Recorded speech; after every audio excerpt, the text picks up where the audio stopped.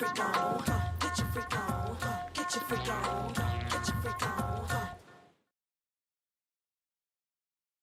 Folks, Black Star Network is here. Oh, no punches! I'm real revolutionary right now. Support this man, Black Media. He makes sure that our stories are told. Thank you for being the voice of Black America, Roland. Stay black. I love y'all. All momentum we have now, we have to keep this going. The video looks phenomenal. See, this difference between Black Star Network and Black-owned media and something like CNN. You can't be Black-owned media and be scared. It's time to be smart. Bring your eyeballs home. You dig?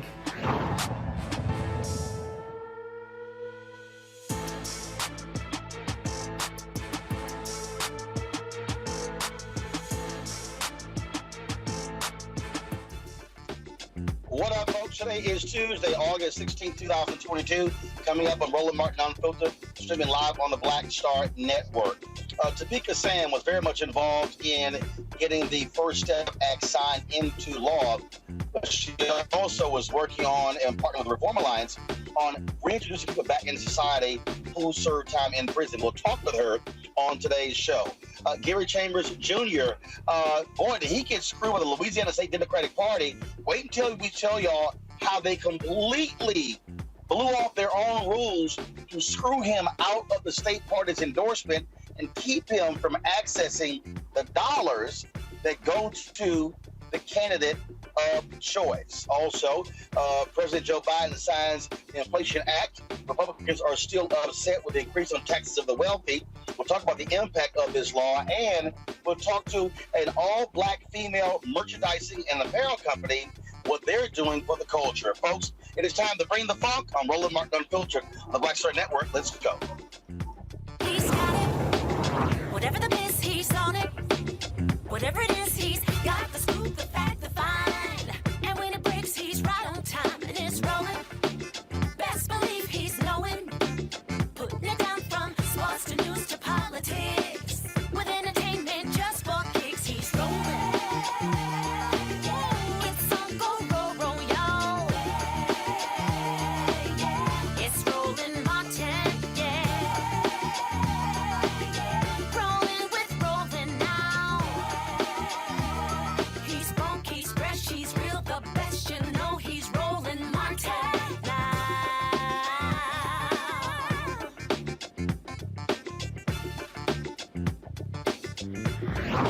Martin. Hey, folks, Roland Martin here. Yes, I am in the car driving. I just returned from Los Angeles. We're at the Sydney Entertainer Golf Tournament. We're going to show you some of the highlights of that at the end of today's show. And so head to the office as we speak. My guest at the top of the show is Topeka Sam. She is the executive director and founder of Ladies of Hope Ministries. They are focused on helping people re-enter society. Topeka has a story for her own about her re-entry into society. She also was very much involved in the passage of the First Step Act, which has freed thousands of people who were in federal prison. Topeka, glad to have you on the show. Now, I was supposed to be in, but here's crazy. I'm supposed to be in studio. You're there. I'm flying in, trying to get to the studio. But we got you on the show. Glad you're there. Let's just start off right off. And first of all, I want to talk about, it's very interesting. There are a lot of people who still talk about how they felt the First Step Act, should have been better, should have been stronger. Republicans got behind it. But I had to remind people, and I was on you were on a panel at the Rock Nation conference. Congressman Hakeem Jeffries was there as well. When the reality is, well, black folks who were really involved in that, and they said, damn Donald Trump, we got to get our people out of prison and not get so caught up in saying, oh, he can't get a win.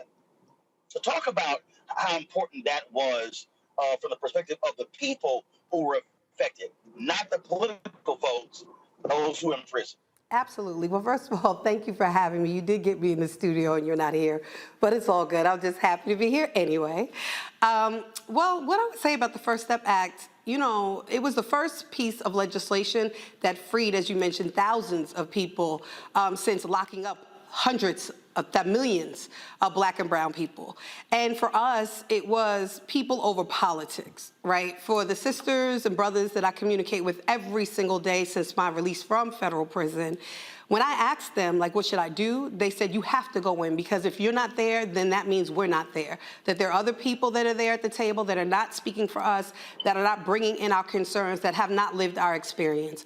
And so for me, irrespective to the noise that was happening, it was important that I did what I would want anyone to do for me, which is go in, make the changes that are necessary to try to bring our people home. And look, I mean, there are people. Look, we all have political leanings and things along those lines. And I remember meeting with Jared Kushner myself, trying to get an understanding of what they were doing. But this was a case where I had to remind people in the House, led by Congressman Hakeem Jeffries, who pushed this thing through. You have some Republican support, but it was also Democrats who strengthened it in the Senate. Yeah, so, I mean, it was interesting because, with Van Jones, Jessica Jackson at the time through Cut 50, when we were working on that, we had met with the Black Caucus. And it was interesting how, often we forget what led us to these issues, right? So it was both Black and brown elected officials that allowed legislation to pass to lock up millions of Black and brown people. So it would take the same people, if not others, for us to be able to be free. And so when you don't lean either way, but you really lean to the people, then you understand really what the people needs. And without this legislation, if we would have waited until today, we would have been still waiting, because in this current administration to date, we haven't seen any real efforts as it relates to releasing people from prison and really big decarceration efforts. So, I'm just grateful to have been a part of that history, making legislation that allowed, like you stated, thousands of my sisters and brothers to be free. And again, one of the things that we talked about there actually was a stronger bill in the last year of Obama's presidency than the First Step Act, but you had some Democrats who said, oh, if Hillary wins, we can get a stronger bill. Well, she didn't win. That's a perfect example of you have to also sometimes take what you can get today and then come back tomorrow. So this was called the First Step Act, which implies there should be a second. Absolutely, and a third, and a fourth, and hopefully the full decarceration of people from prison and jail.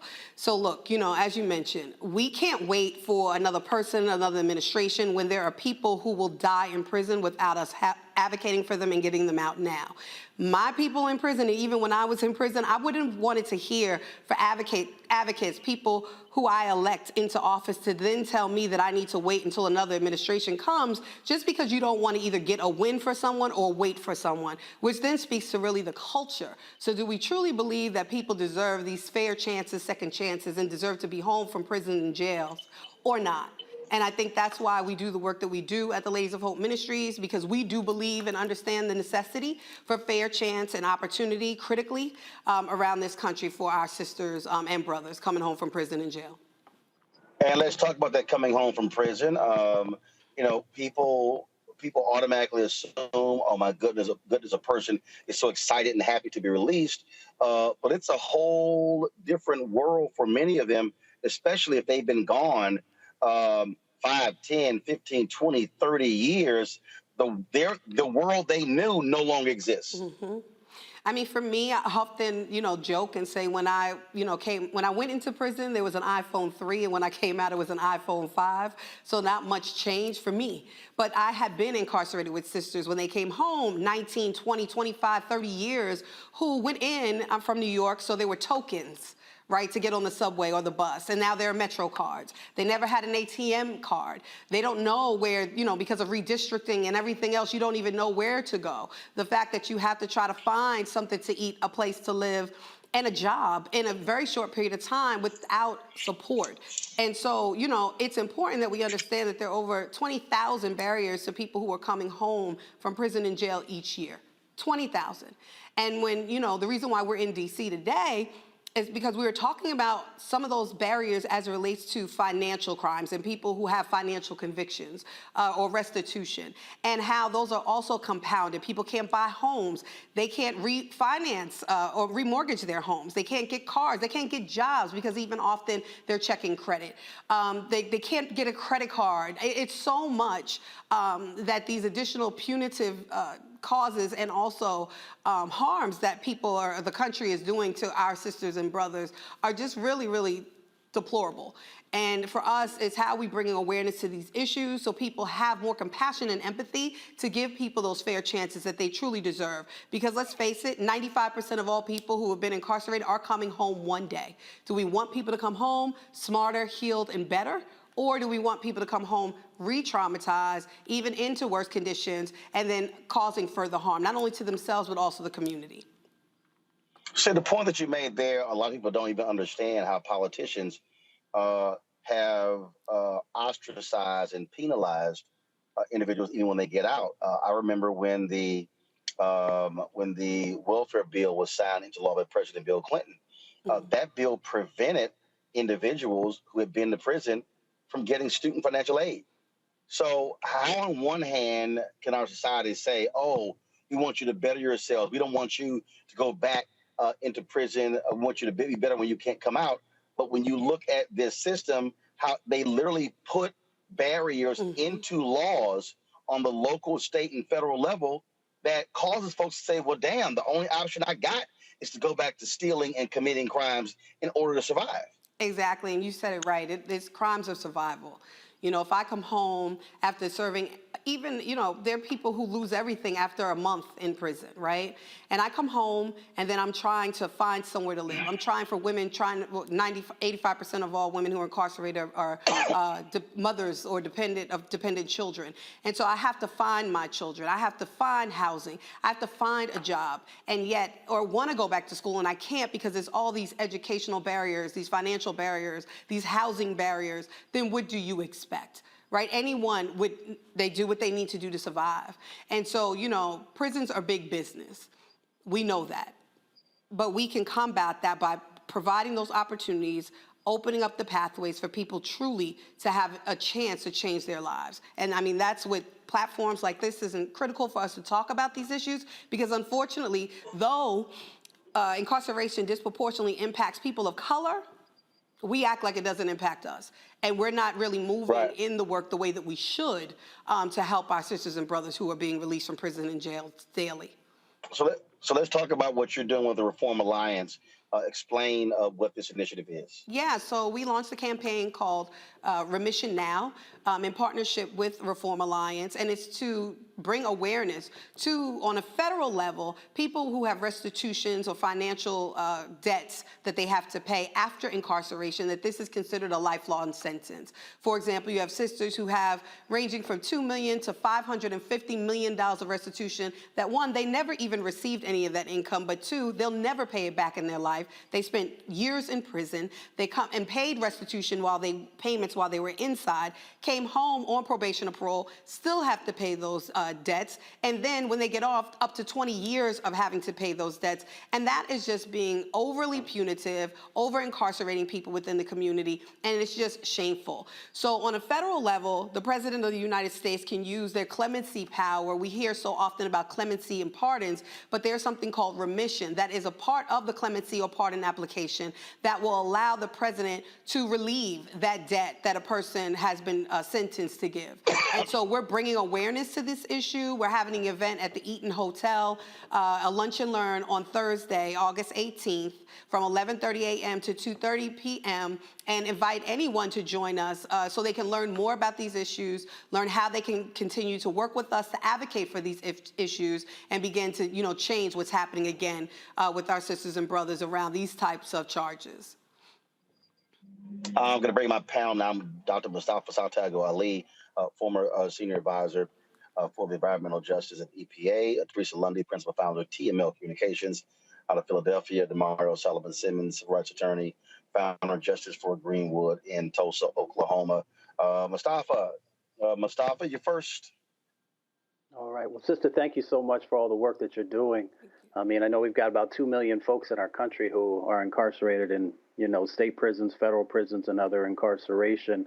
And I'm just curious, when we have that big of a set of problems, what are the additional resources that we need to get to organizations like yours and others to be able to make sure the right legislation is in place? Absolutely. So thank you for that question. Well, two things. There is the over 2 million people who are presently incarcerated within, to your point, local, state, and federal prisons and jails in this country. But there are also over 4 million people that are incarcerated within our community under community supervision. And what we need as organizations, we need access to resources. We need access to buildings, developments, housing.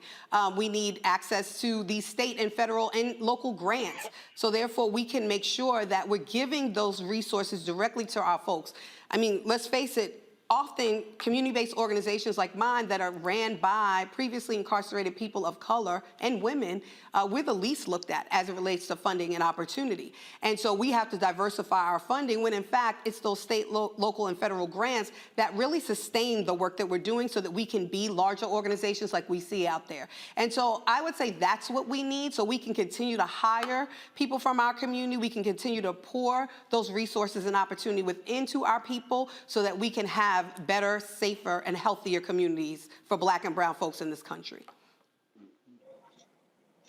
Teresa. Yes, Tamika, thank you so much for this vision. I'm here in Philadelphia, but I work with Pennsylvania legislators and community organizations, and I probably have about 6 organizations you need to tap in with. But I know one of the questions they may ask you is how can they be a part of your coalition? And where do they go to sign up to make sure that you also have a stake in Pennsylvania? Absolutely. So they can text the number 41444 and text the word the, THELOHM 2022. And then get connected to our work, to our movement, to what we say is our epic vision of ending poverty and incarceration of women and girls globally, to our website, thelohm.org, any social media platform at the LOHM. And again, join us on Thursday at the event here in DC to learn more and connect to us. I do have one other question, and that is the First Step Act dealt with the federal level.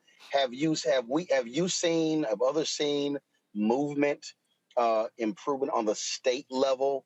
Because typically what you often hear is that when things happen on the federal level, that impacts what happens on the state. So are we seeing states try to reduce prison populations? We have seen it very far and few in between, but even as we see these efforts happening around the country, we're also seeing the number of women who are in prison increasing, right? Like we know it's an 800% increase of the incarceration rate of women over the last 20 years. And so while even... Why? I argue to say, once Black men were taken off the street, then they started kidnapping Black women.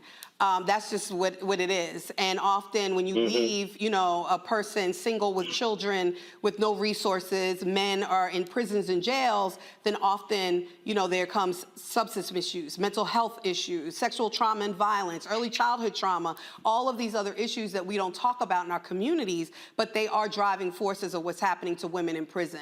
Outside of misogyny and patriarchy and all the racism and all the things that we understand that are part of the why. But for us, it's important that we take that, we understand what's necessary to change that, which is what we're doing, and other organizations around the country are. I mean, we decided that because we didn't see a lot of organizations that were doing our work or our housing model. We have a house in the Bronx, one in New Orleans, Louisiana, one in Trinidad and Tobago, just closed on a house in Prince George's County, Maryland. And because we couldn't get with developers or real estate agents or brokers who would rent to people who have convictions, we decided to get into that ourselves. So we're building our first 20-unit affordable housing development project in Miami, Florida, and we're scaling our work because we know exactly what we need in order to successfully succeed in the country. And you made a point, the question I think was from Mustafa when you talked about the support that you don't get. Let's just be frank, even in this space, when it comes to, I'll say, white philanthropy, that money is going to white-led organizations that are dealing in this space, as opposed to black-led or people of color-led organizations that know very well the work. And we see this in multiple spaces, even in black.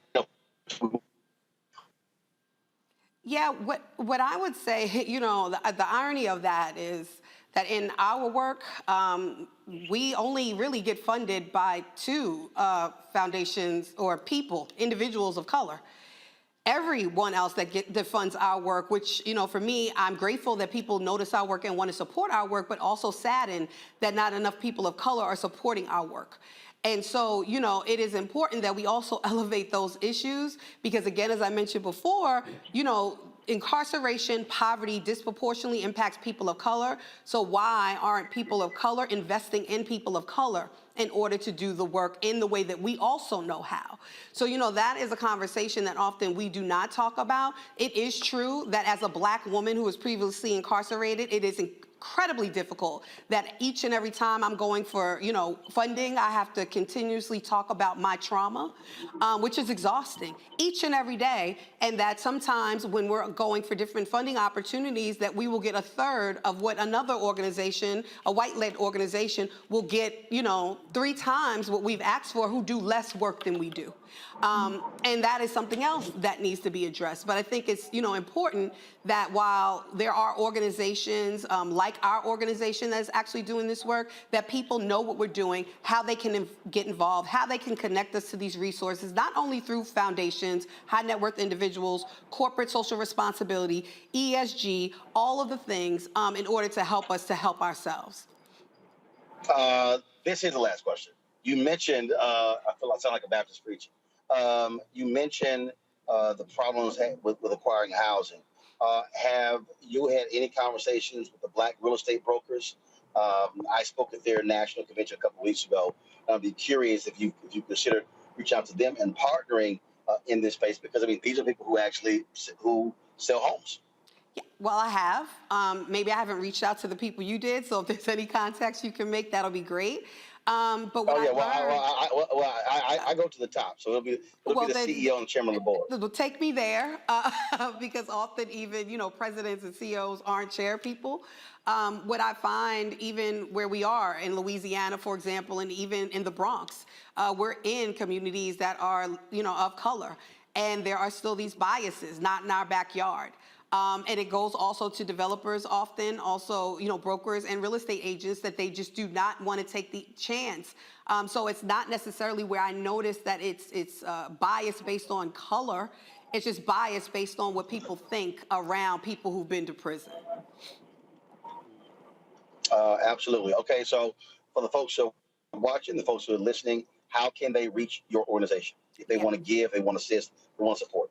Absolutely. So again, they can text the word THELOHM 2022 to the number 41444.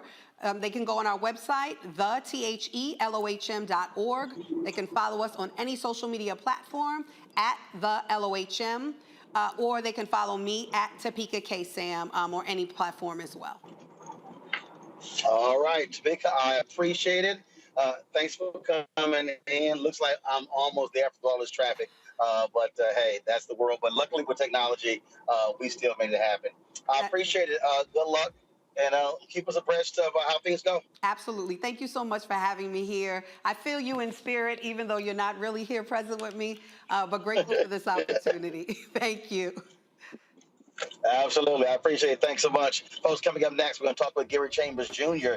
Man, did he get screwed by the Louisiana State Democratic Party when it came to getting their endorsement. Wait until you hear from him on what happened. That is next right here on Roland Martin Unfiltered on the Black Star Network. Don't forget to support us in what we do, folks. Download our Black Star Network app, Apple phone, Android phone, Apple TV, Android TV, Roku, Amazon Fire TV, Xbox One, Samsung Smart TV. You can also, of course, please join our Bring the Funk fan club.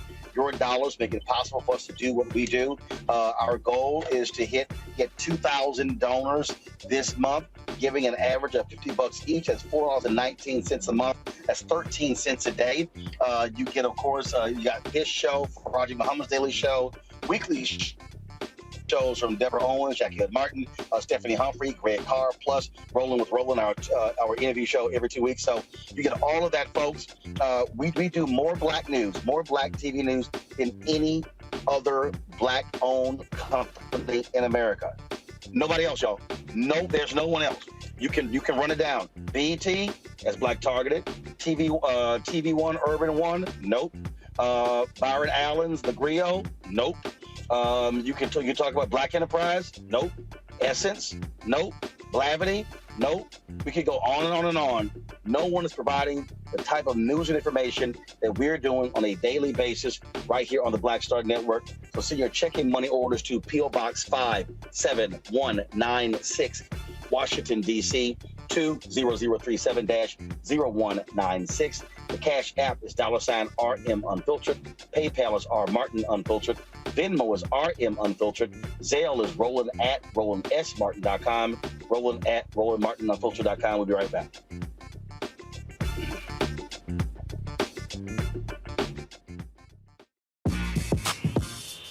When we invest in ourselves, our glow, our vision, our vibe, we all shine.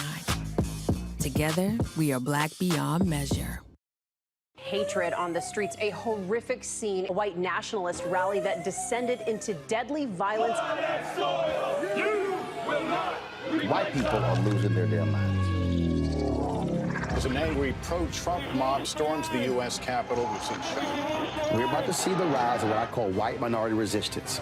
We have seen white folks in this country who simply cannot tolerate Black folks voting. I think what we're seeing is the inevitable result of violent denial. This is part of American history. Every time that people of color have made progress, whether real or symbolic, there has been what Carol Anderson at Emory University calls white rage as a backlash. This is the rise of the Proud Boys and the Boogaloo Boys. America, there's going to be more of this. Here's all the Proud Boys, guys. This country is getting increasingly racist in its behaviors and its attitudes because of the fear of white people. The fear that they're taking our jobs, they're taking our resources, they're taking our women. This is white fear.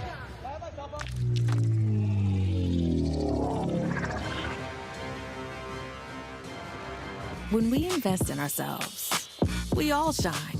Together, we are Black beyond measure.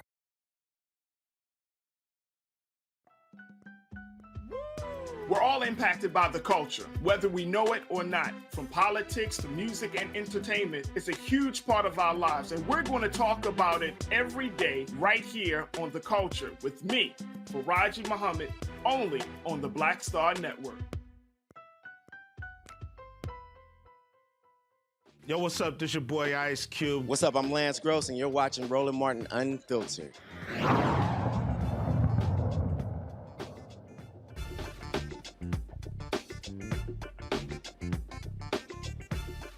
All right, folks, welcome back to Roland Martin Unfiltered. So, Gary Chambers Jr.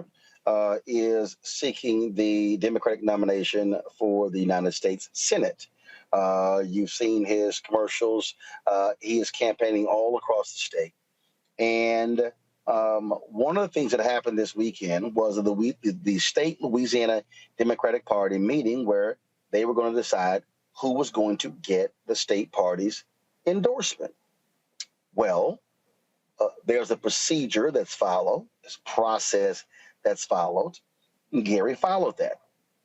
But that's not what party leadership did.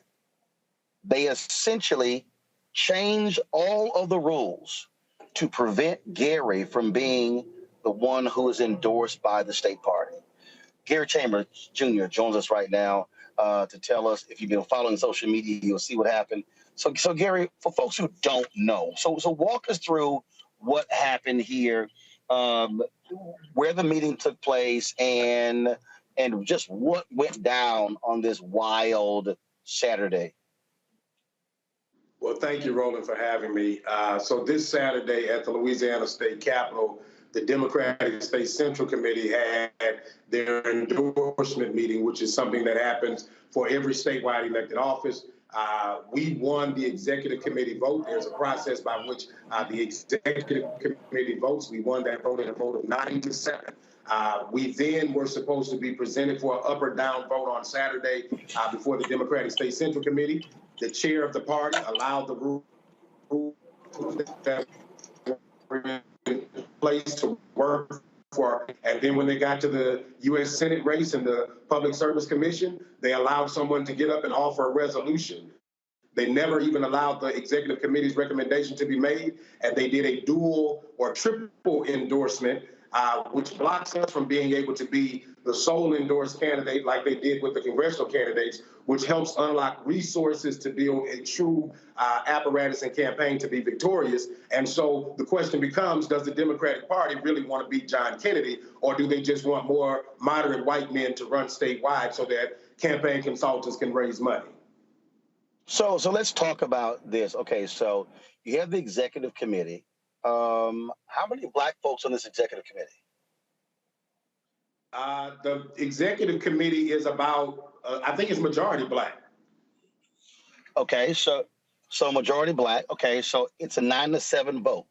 And the way it normally happens is if you get that, they then take your name, they go to the floor, and then folks vote it up or down. So meaning they could have taken your name, gone to the floor, and the membership votes. That's how they always do it, correct?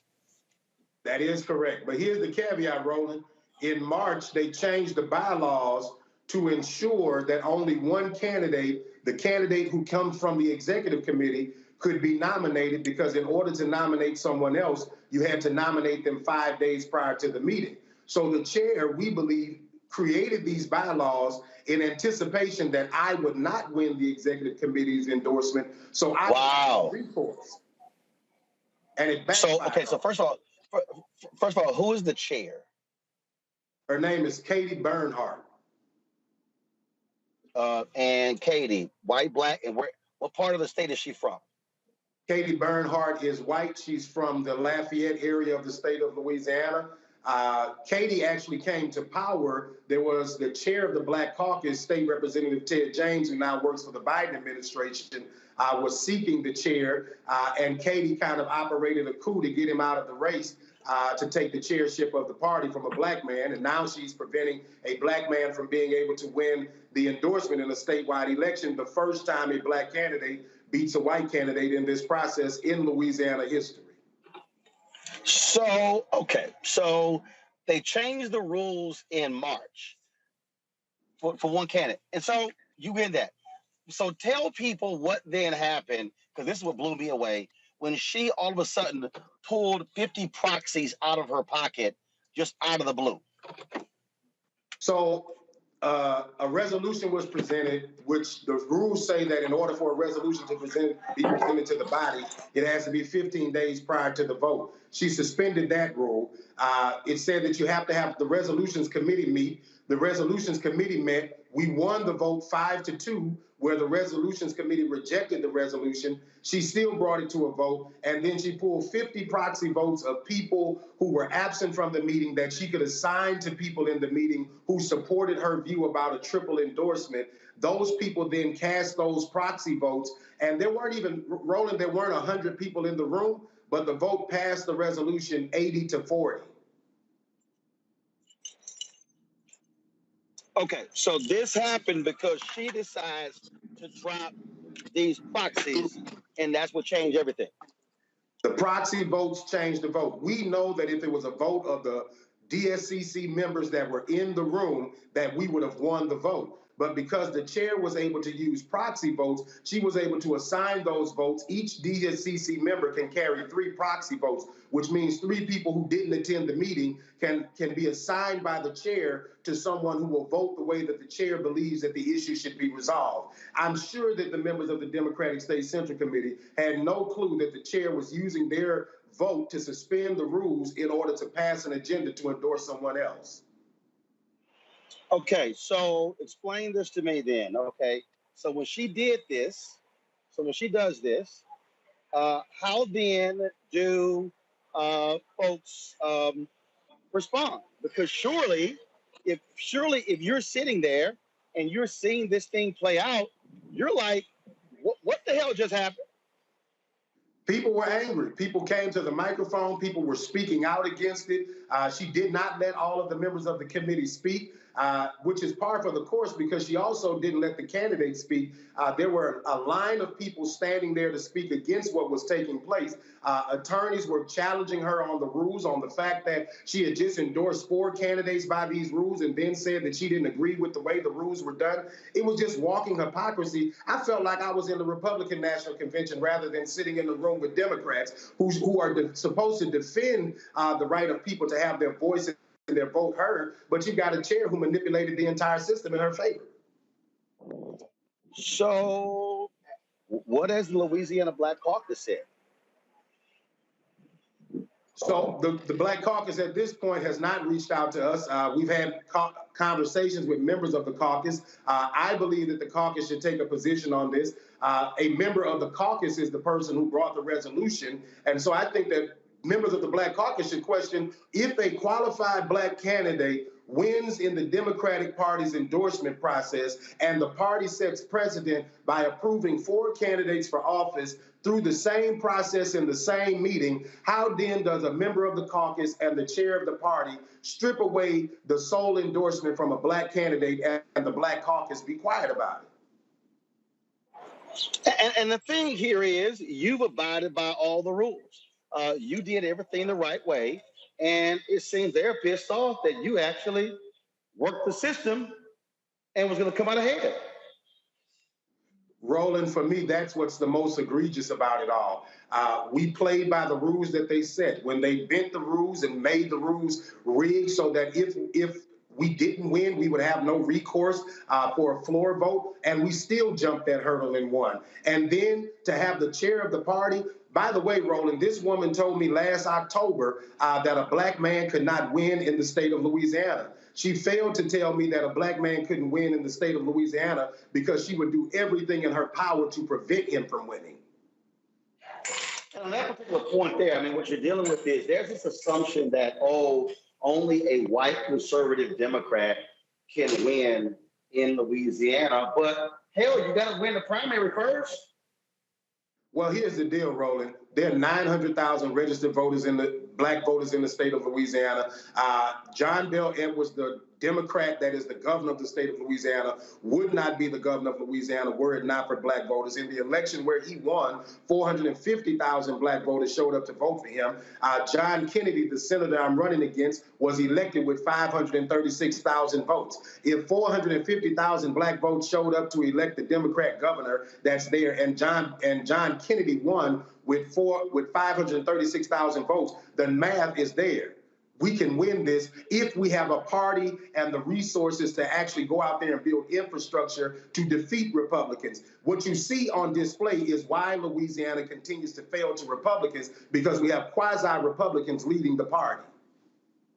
And on that particular note there, when you talk about what's happening with those Democrats and how they're supposedly leading in Louisiana, how in the hell do you think you're going to get Black people to be interested if they're trying to screw you over? Look, you've got people like James Carville out there. They've been trashing you, attacking you for this other candidate who, last I checked, didn't he just become a Democrat? Well, he didn't vote for President Obama, that's for sure. And he's not supportive of reproductive rights. He doesn't support student loan forgiveness. For God's sake, Roland, if you wanted to be a Republican, you could have just went and joined the party. We need people who actually care about the things that Democrats care about on the ballot. We keep chasing this mythical white margin when 50% of Black voters in the state are staying home. 30% of white voters in this state consistently show that they want a Democrat elected. 50% of Black voters have stayed home in the election where we elected a Democrat statewide because we ran a moderate Democrat who does not share their values. And so I believe we could turn that base out at a higher number if we are activated behind the things that are important to the base of the party. What's the next thing for you? What are you going to do? Well, we are calling for the resignation of Katie Bernhardt after the conduct that she displayed at the meeting. I don't know if Katie understands, but I don't take kindly for people playing with me in the process. And so as long as she was playing in private, I allow the political process to play out. But she played with us in public, and so we're going to take every recourse we can to try to have her removed as the chair of the party.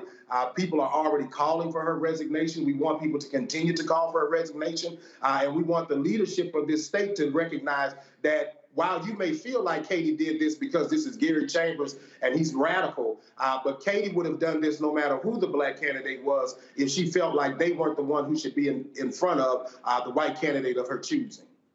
Let's see here. Panelists, any questions? I'll start with you, Teresa. Yeah, thank you so much for that information. I think it has definitely opened up our eyes. It looks like Joe Manchin is everywhere at this point. So tell people how they can support you and when the deadline is for election. So people can go to, thank you so much for that. People can go to chambersforlouisiana.com to make contributions. You can also sign up to volunteer.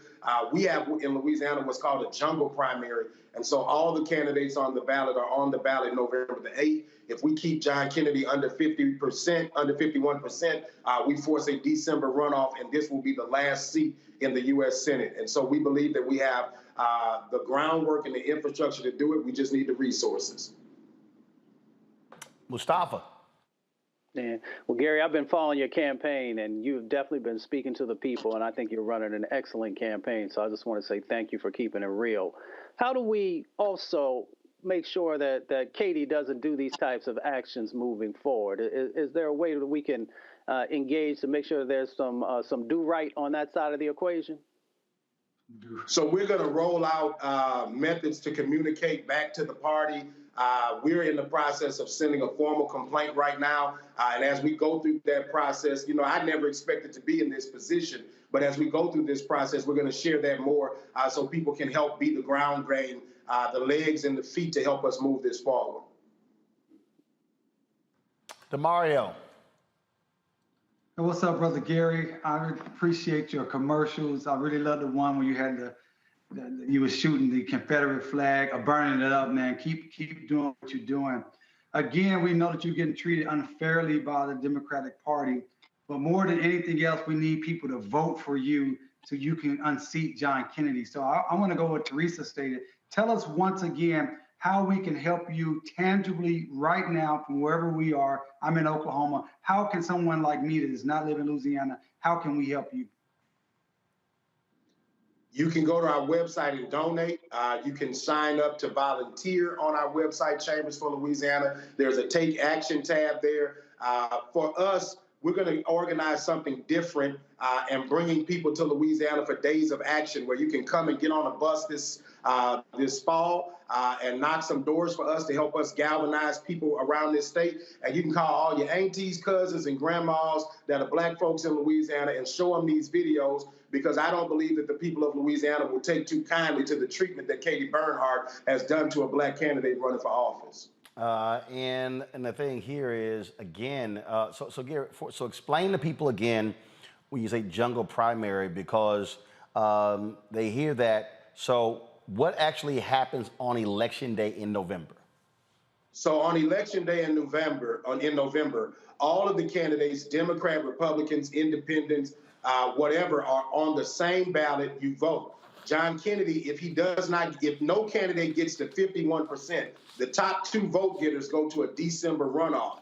So we don't have closed primaries in Louisiana. And so everybody runs on the same ballot. And then if no one gets to 51%, there's a runoff in December of the top two vote getters. We intend to be in that runoff. John Kennedy's polling right now at 51%. He's not a very popular senator. If we continue to galvanize and get national attention around this race and get people to pay attention, if the DNC takes the second blackest state in America seriously, we can defeat John Kennedy. And that particular point right there is one that I have talked about beforehand, and that is, look, you have a significant number of black folks in Louisiana. That was a federal court that ruled that Louisiana should have a second black congressional district. Supreme Court put a hold on that. And so the reality is, if the resources are poured into Louisiana, again, you could potentially have Louisiana do what Georgia did, and that is if you were able to register a lot of these unregistered black folks and turn folks out in numbers. Unfortunately, when you talk about black turnout, I think you had put it out beforehand, the low numbers of black turnout in the 3 largest cities in the state. When John Kennedy ran, black voters turned out around 28% in the state of Louisiana. When the Democrat that is elected statewide ran, 50% of black voters turned out in the state. If we turn out black voters at 60, 65%, we will do something in Louisiana that's not done in any other state and elect black candidates up and down the ballot statewide. And that goes right to one of the things that I have said to people numerous times is we've got to get black turnout. I think when you put it out there, I think you said it was like New Orleans, Monroe, Baton Rouge, and the highest was like 36%. You know, if 32. So we get black turnout at 50, 60, 65, 70, 75, those margins can determine the election. They absolutely will. They absolutely will. And we've seen it done. We did it in 2015 and in 2019 with John Bell Edwards. The problem is the party has only activated behind moderate white men. And so the reason we haven't seen it done is because we haven't activated behind anybody other than moderate white men. And so if we want to see people elected in this state that look different, think different, and actually produce for Louisiana, Roland, I always lead with the numbers. Louisiana ranks 50th in the nation. And we rank 50 in crime and 49 in opportunity. And I think we rank 50 in crime because we rank 49 in opportunity. If you change your leaders, you'll get a change in your community. You mentioned the effort to go door to door. First of all, how is that process going? Are you getting support from organizations when it comes to signing people up, things like that? We are the only campaign that's currently knocking doors in Louisiana, and we're excited about it. We're knocking all over the state with volunteers. As students come back on campus at all of the universities around the state, we intend to ramp up our volunteer apparatus. And so we're just activating and building out as we go. Of course, it takes financial resources to make all of these things move. And so our fundraising is working in concert with that so that we'll have the resources to get it done. All right, then. And so, as you said, you're looking for folks who want to assist, who want to support.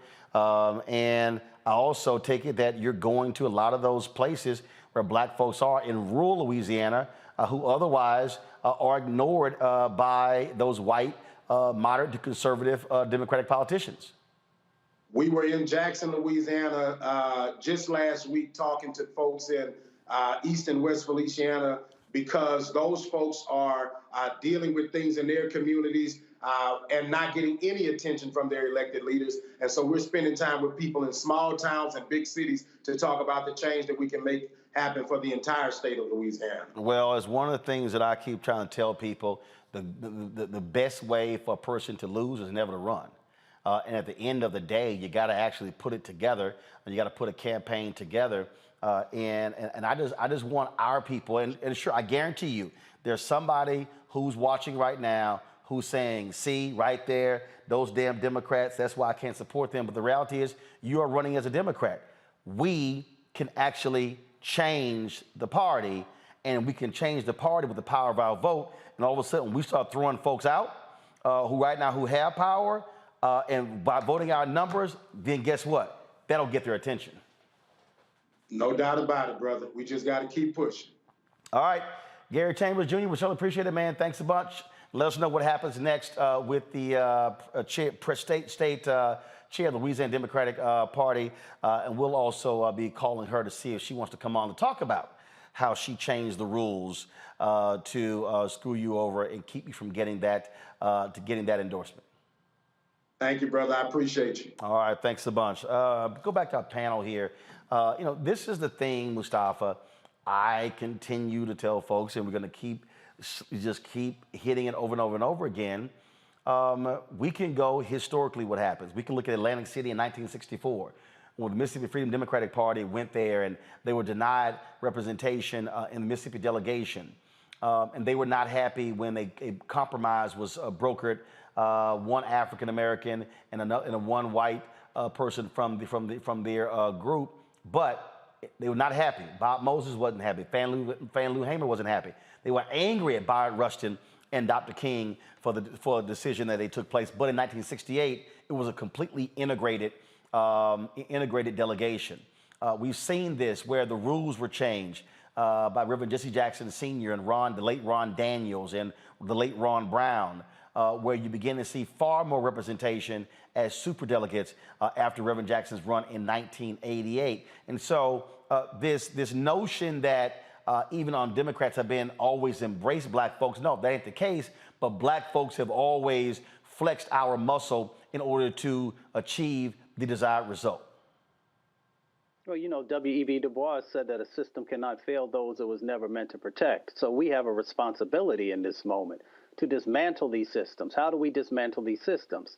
By utilizing our leverage and our power to get our individuals into the positions to make sure that these entities work for us, and to make sure that we have, an actual chance, that there's equity and justice built into it. So we have to realize that we do have power. We've just got to be able to utilize that power to make these changes happen. And then we'll make sure that we're getting the right types of policies and other things that help our communities to be able to move forward along with the resources. So in my mind, this is something that we can do. We just have to get motivated, and we've got to get focused on the steps that we have to do strategically. And Teresa, if you are a black Democrat, elected office holder in Louisiana, you should be kicking your party's ass of what they did to cheat Gary Chambers out of this. Bottom line is, if you got rules, follow your rules, but don't all of a sudden change the rules on the fly because you don't like the results. That's what Republicans are doing with Donald Trump and trying to rig elections. You're right. And Democrats now more than ever need to stick together. So if they want to go outside of the actual guidelines of what it means to actually vote, especially in that state, then they might want to set up another party, because it is very clear that the Democratic Party needs to remain unified. They need to remain respectful to one another, and also just understand that, this election definitely does mean more. We say every election it means more, but this one in particular does mean more. And they should uphold the same rules, that they give any candidate that's running. So if it doesn't work for them on their behalf, they need to not have a selfless behavior, but more of unification. Start thinking about the people where they desire to serve. DeMario, I hear people who say, forget that, start our own party. You can look at the recent history, I think the last 40 years, of how that has gone. People understand that. I also am a firm believer that if something isn't being done right, guess what? You change it. You literally go in and you try to take it over and change it. And that means being willing to challenge authority. Yeah, and that's what Gary's doing down there in Louisiana. And it's unfortunate that he has to stay focused on a race and not get too veered off on this discrimination that he's received. I mean, that was really race-based discrimination. They tried to be real slick because they actually nominated another black candidate. What's the value of endorsing 3 people? That doesn't make any sense at all. But the reality is this: he needs the votes to win. Even if he gets the endorsement from a Democratic Party, that in of itself is not going to move those black people back in those rural areas you talked about, Roland. It is about getting on the ground and putting resources. So I think we need to be calling upon Jamie Harrison and the Democratic National Party to be putting in resources to help Gary get people out to vote so they can beat John Kennedy. When you're talking about the less than 25% of black eligible voters voted in the last Senate race with John Kennedy, man, that's a big opportunity. So while we're upset that Gary got discriminated against because of an endorsement, what's more important is getting people out to vote. So our people that's listening now, we need to donate to Gary. If you can get to Louisiana to walk and knock on doors, do that, and call the National Democratic Party to put in resources to elect Gary Chambers, not because he's a Democrat, but because he's someone that believes in truth, justice, and equity for our community. You know, Mustafa, I remember 2012, It was either the night of or the next day. Was preparing to go on CNN, and then Congressman Chris Van Hollen was in the wings waiting to go on. He's now senator from Maryland. And he said, I said, why are y'all not putting millions of dollars into Georgia to make it purple and allow you to contend? He said, not gonna happen, Georgia's red. I'm like, have you actually seen the numbers? Have you bothered to look at the numbers? At the time, there were 800,000 unregistered African Americans in Georgia. 800,000. And so what Stacey Abrams and Raphael Warnock and others did in say UFO with the New Georgia Voter Project, what they did was they did the work. And so part of the problem has been, and Gary alluded to this, this is part of the problem if you're the Democratic Party. Louisiana's red, we can't win. Well, you're guaranteed to lose if you never compete. So you absolutely will lose. And so this is also where, when we were talking to Topeka about independent black dollars, where we need black institutions that are saying, you know what, we're not gonna wait on a party to actually activate our base. What we're gonna do is we're gonna put the resources there. What Black Voters Matter is doing, that's what they're doing, going all around the South, saying we're gonna go to those places that people ignore, because if we're able to talk to those people and activate them, we can change policy by changing the policymakers. Without a doubt, we know that, continually our communities have been undervalued and marginalized, especially when it comes to folks making significant investments, making sure that we have the dollars to be able to make the moves that we know how to do. It's interesting, whether we're looking at Marcus Garvey or Malcolm X, in many instances, they shared with us about the power that exists inside of our own communities, about the power that exists inside of our own black dollars.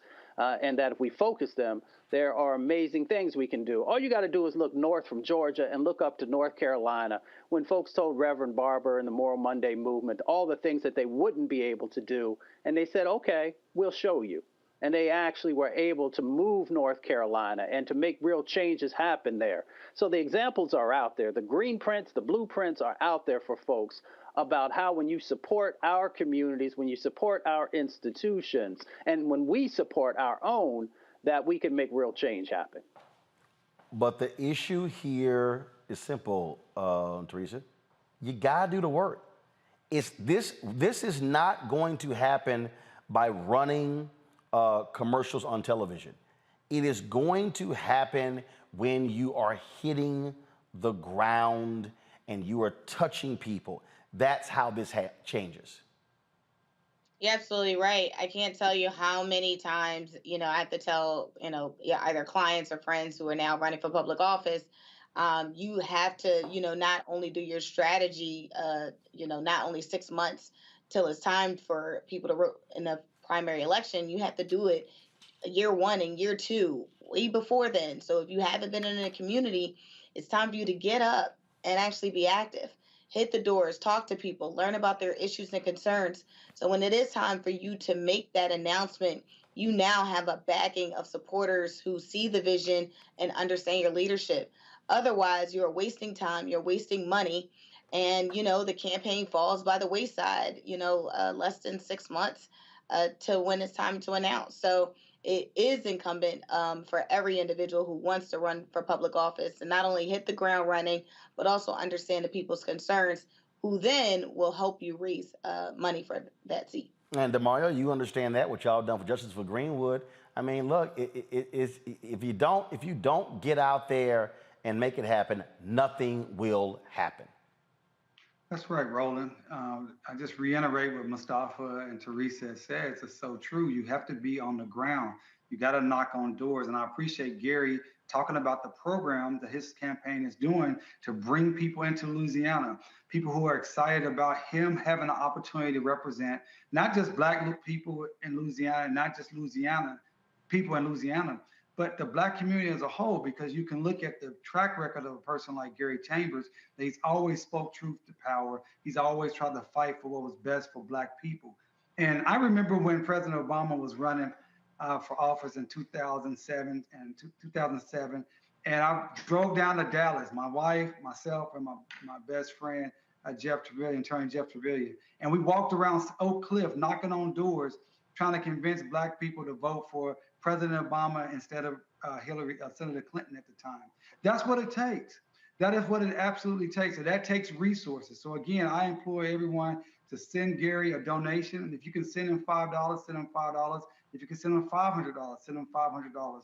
We need to support this brother and other Black candidates around this country who need our resources and our time. If you cannot get to Louisiana, if you cannot get to a particular state, call your friends and your nephews and your cousins, as Gary said, your nieces and them, and have them get out there and knock on those doors. And you know, I had called out some of these FBA, ADOS, B1 folks who were sitting here whining and complaining. And I said, why aren't y'all not supporting Gary Chambers? Then you had people sitting there go, oh, he'll sell out, he ain't real. And I'm like, it's amazing. I'm like, boy, y'all will complain about anybody. I'm like, why don't one of y'all run? See, this is my whole point. You can sit here and bitch and moan about somebody else and with the work that they're doing, or you can do it yourself. But if all you're doing is sitting your ass on the sideline, complaining about somebody else, well, your opinion don't mean a damn thing to me because you're not choosing to be involved in the game. So I think what Gary is doing is great. Other candidates who are running is great. That is what's important. We must be in the game. We must be fully engaged in the process. But most importantly, folks, using our elective power. If you're sitting your ass at home and you ain't voting, nothing changes. Well, I just, Roland, if I may, we got to vote, but we also got to fund our candidates. We got to home bake for them. We got to do more than vote. It's more than voting. Voting is great, but we got to do the full. We got to participate in the political process the entire way. Yes, and that's why I always say that voting is the end of one process and the beginning of another. Because even if your chosen candidate doesn't win, we still have to be engaging that school board, that water district, that DA, those judges, the legislature, the county, Congress, because again, we are constituents. And I think too many people walk around saying, oh, man, I'm nothing, I have no power. No, you do as a constituent. But if you don't vote and you don't speak up, it's guaranteed you'll get ignored. All right, folks, got to go to break. We come back, we'll talk about politics of the day. We'll also, of course, have our marketplace segment featuring a Black-owned business. A group of sisters run this company dealing with merchandising and apparel. That's for the culture. And we'll show you some of the sights and sounds from Cynthia Entertainer's 9th annual Celebrity Golf Classic. I was playing in it on yesterday. The VIP party was on Sunday. Ellen Champagne King was doing her thing. And so we'll give you a taste of what took place there. You're watching Roland Martin Unfiltered on the Black Star Network. Don't forget, download our Black Star Network app. We're trying to get to 50,000 downloads. We should be there by now, y'all, seriously. Apple phone, Android phone, Apple TV, Android TV, Roku, Amazon Fire TV, Xbox One, Samsung Smart TV. And of course, you can support our Bring the Funk fan club. Your dollars make it possible for us to do what we do, to cover the news that matters to you. And so the way to do that, folks, is contributing to our fan club. Check your money orders. Go to P.O. Box 57196, Washington, D.C., 20037-0196. Cash App is $RM Unfiltered. PayPal is R Martin Unfiltered. Venmo is RM Unfiltered. Zelle is Roland@RolandSMartin.com. Roland@RolandMartinUnfiltered.com. Sean Nash, thank you very much for your donation. I certainly appreciate that. I'm looking on here for others who have given during the show. And so I'm scrolling. I know there's a couple other names because I missed those. So I'm just going to do this here real quick. Cash App. So let's see here. Y'all keep the music going. It's all good. Thank you very much. Keep the music going. Kia Richardson, thanks a lot. Stephanie Smith, Madison Gunter, Stanley, Timothy Poole, thanks a lot. Joy Jenkins, I appreciate it. Vernon Murphy, Rochelle Folquet, Jennifer, let's see here, Shafar Flowers, Colette, Stacy Johnson, Veronica Ramirez, Cherry Jackson, Gwen Lawson, Yergin, Robert, Raymond Harrison, Han Solo, Daniel, Devon Julian, Drew Knight, Brian Reed, Cynthia Hollinger, Katura Jones, Crystal Handy, Alva, Jay Martin, Cassimi Cole, Sharon Gordon, Jeffrey, Grande Wright, Maria Rivera, Rosalind Fontaine, Demita Hankerson, Stephanie Booth, Brian Alex, Carol Lynn Snowden, let's see here, Sherelle White, Kalia Walker, Theodis Rice, Courtney Hart, Richard Jackson, Gwendolyn Cannon, Demetrius, Harriet Jones, Tommy Williams, Keenan, Maurice Williams, Samoto, Dabney, Fayetta Sawyers, Benny Burrison, Sammy Sawyers Jr., Jawan Yvette, Scotty Cole, Angie, a.k.a. Mocha Mima, Christian, Matthew Price, and I think one just came in, Briante Brewer. I appreciate it, folks. Thanks a bunch. I'll be right back. When we invest in ourselves, we're investing in what's next for all of us. Growing, creating, making moves that move us all forward. Together, we are Black beyond measure. On a Next to Balanced Life with me, Dr. Jackie. Summer is flying by and back to school is just around the corner and fall is here. That's right, a new season is upon us. On our next show, we talk about jumping into action and putting procrastination in the rearview mirror. That's on a Next, A Balanced Life with Dr. Jackie here on Black Star Network.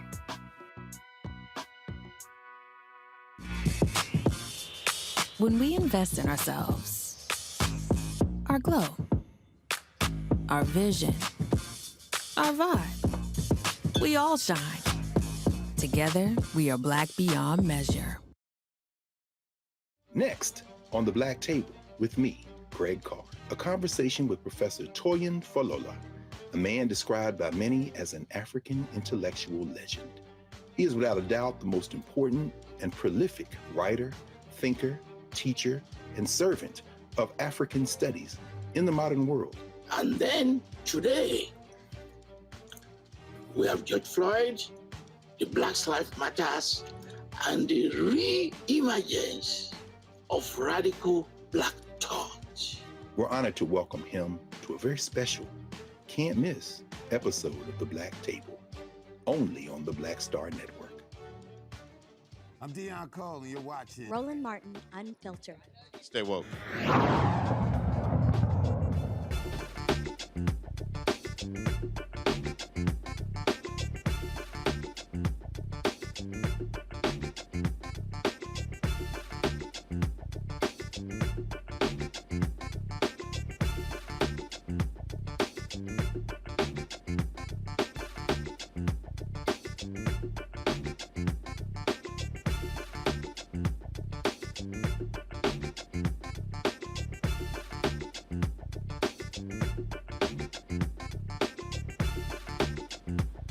All right, y'all, so there are new excuses from Donald Trump as relates to why he had classified documents. So let's see. I'm trying to keep up now, DeMario, Mustafa, and Teresa. So first, if I'm correct, evidence was planted.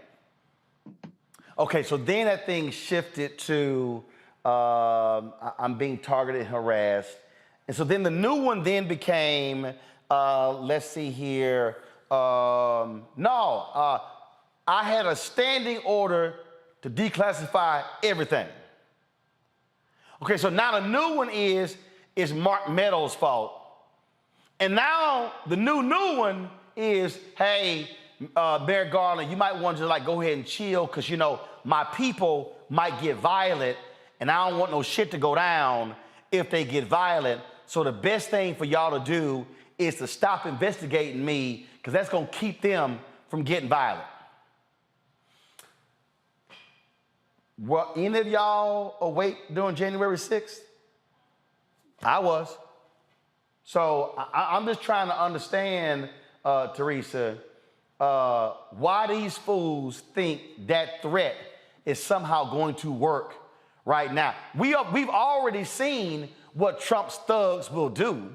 So prosecute his ass to the fullest. I agree. You have to make an example out of Trump. Otherwise, the mayhem and the issues that we're still having outside of his presidency is going to continue. You know, I've never seen a more amplified, you know, commentators on Fox News and other related media platforms that, you know, really, you know, just doesn't care about the law. They don't care about the justice system, and they're picking apart the case like they are actually attorneys instead of commentators and opinionists. So it's very unfortunate. You know, this is kind of where we are in the country, and we're not actually covering the news that is necessary for people to know, but we are covering this case so aggressively that, you know, it's almost fear-mongering versus actually, you know, saying even from the Presidential Justice Department that we are going to prosecute Donald Trump and his crimes and his affiliates. So I don't think the Justice Department needs to be scared. I'm not sure what this tactic that Trump and his designees are doing. But they absolutely need to prosecute. If it's not on a federal level, then they absolutely need to do it in New York, and they need to do it fast before this becomes a virus that we cannot cure. Well, but here's the deal, though, DeMario. There ain't no bottom. See, here's part of the problem. All of these people have been trying to use common sense to deal with Trump and his people. There is no common sense. There is no bottom. There is no such thing as him going, you know what? I think we've gone too far. It doesn't exist. So as long as if you let a criminal continue to rob you and they suffer no repercussions, they gonna keep robbing you. That ain't changing. That's just fact. And people need to come to grips with this reality on what needs to happen when you're dealing with this thug, Donald Trump. 100% facts. And Roland, you know, for the last year, I've said it almost every Tuesday that they need to arrest this guy. And as Teresa said, his designees and affiliates. Listen, this is reality. Any of us, I'm a lawyer, everyone knows on this platform. I've never seen people with this guilty get these many chances. He's still getting kid gloves. If this was any other individual that did the things that he's done, had the things in his home that he had, they would have been arrested, period. And so this is another example. Is this a nation of laws, or is it only a nation of laws when it comes to Black and poor people? Now, Brian Stevenson, my mentor, always says, it's much better in this country to be rich and guilty than poor and innocent. This is a great example. Because Donald Trump is a powerful white man, he gets to continue to flaunt the laws that anybody else would be imprisoned by. It's ridiculous. I want to see the Justice Department continue to be aggressive and continue to make arrests and do what they need to do. Like Teresa said, I couldn't agree more. Contain this virus, or it's going to get out of hand, and we're going to be looking around saying, look, wow, if they only would have. Here's a perfect example, Mustafa. This is the fool who tonight is who's going to beat Congresswoman Lynn Cheney in Wyoming. Listen to this. Joe Biden is the largest or the most destructive human trafficker in our history.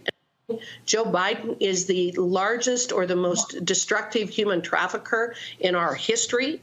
Okay. Joe Biden. Now I'm gonna play. Now this is a video of the fool who won the Republican nomination for governor in Arizona, former TV anchor Kari Lake. Really think it's important for our representatives, governors, senators, everyone to try and apply pressure to Republicans with national influence to disband the FBI, to make sure that we reduce the scope of the IRS. It's a litmus test for me now. 100%, I agree. And we're going to push back with our states' rights. We're sovereign states. We are not serfs of the federal government. We created the federal government, and now they're like this big monster that's taken over our lives. And we're going to push back here. We're going to push on the 10th Amendment. And we are going to start taking on these issues from a state's point of view and a state's perspective, instead of letting these agencies with people who haven't been elected by the people dictate what we should be doing in our lives. Really think it's important for. So they're upset. They're upset because the Inflation Reduction Act authorizes the IRS to hire, thousands of more people. That's because literally the Republicans have been defunding the IRS because they don't like them catching tax cheats who are rich. In fact, they have been, I remember Eric Erickson, conservative out of Georgia, he put this thing out that, the IRS, they're gonna be hiring all of these IRS agents to go after black and brown people. And I'm going, no, fool, they're going after rich white people. And in fact, Mustafa, the Janet Yellen, the Treasury Secretary, has made it clear and has said, given a directive to the IRS, they are not going to be investigating and auditing people who make less than $400,000. They're using this new money to go after the millionaires and the billionaires who've been cheating this system. But these are, so I'm trying to get people to understand, people have got to stop saying Trump, Trump, Trump. No, this is the entire Republican Party, local, state, national. They're all crazy. Right. Trump ran his presidency as a dictatorship. We all know that. But what he also did was, for all these folks who've been holding these types of views, maybe their whole lives, to now be able to bring those forward. And it's a very dangerous situation. People always talk about the dangers to democracy. Yes, that's important. But it's also dangerous to everyday folks out there across the country, because these folks want to destabilize and create chaos so that they can hold on to power, and so that they can seem like once they've created this chaotic situation that they can then swoop in and try and give some normalcy and try and settle things down. When you have individuals, not just, former or Donald Trump, but also these other individuals who are running for office, they're doing such a disservice because they continue to fan these flames. And as we've talked about on this show for a long time now, we see how it's starting to play out. We see all these militias, we see these nationalists, we see all the increases that are happening, around causing additional violence inside of communities. And now even the FBI is now having to deal with, the violence that's being directed toward them. All of it goes back to the rhetoric that these folks have been, just infusing into the country. And they're creating a situation that will be hard for people to come back from if we don't vote in this midterm and in the general election and begin to get things back on the right track and to begin to get some decency and humanity back into our everyday lives. And I really do, and people keep hearing me talk about this here, DeMario, they really don't understand. These people right now, I need everybody who's watching me right now, they have been meeting in DC and all around the country, and Republican billionaires have been funding this. They, right now, with the Heritage Foundation, with all of these groups, they are putting together a master plan to come in and fire thousands of government workers. They are building a database of crazy followers of theirs who, if Trump wins, and here's the other deal, if it's not Trump and it's DeSantis, they're still going to do it. They want to come in and wipe out everybody at the EPA, at the Department of Education, at DOJ, at the Pentagon. If you think you saw crazy from January 2017 to January 2021, you ain't seen nothing. That's why I keep telling black people, I don't give a damn how you feel about Biden-Harris. The evil that these people are planning to unleash is nothing that this generation, has ever witnessed. Go read the Axios story where he details their planning. What they're doing is beyond crazy, DeMario. And people, all people, oh man, we dealt with Trump before, it'll be fine. No. What you saw then pales in comparison to what they want to do.